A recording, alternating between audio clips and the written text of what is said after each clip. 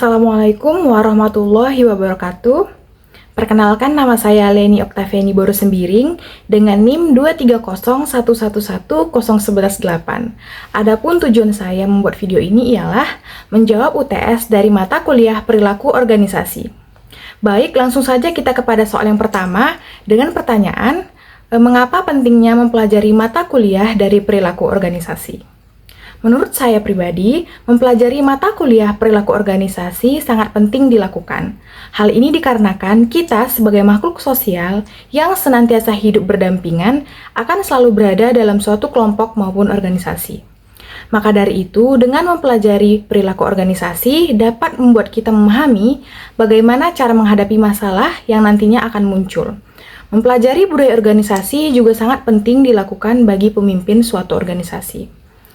Mengapa? Hal ini dikarenakan ia dapat memahami bagaimana karakteristik anggota dalam organisasinya sendiri, sehingga lebih mudah baginya untuk mengatur serta memberikan arahan sesuai dengan karakteristik masing-masing anggota.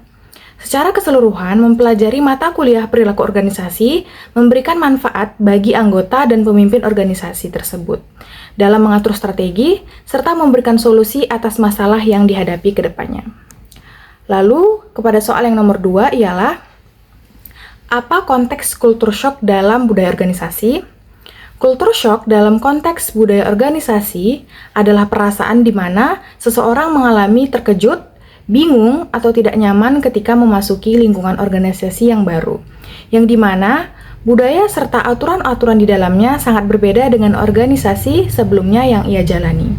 Nah, biasanya culture shock ini ditandai dengan beberapa gejala, di antaranya kebingungan dalam memahami aturan organisasi yang baru, serta kehilangan motivasi mengenai bagaimana ia harus bertahan di organisasi tersebut.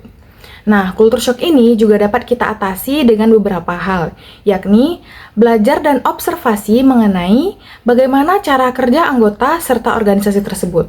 Lalu, jangan segan juga untuk bertanya dan bangun hubungan yang baik antara sesama anggota organisasi lainnya.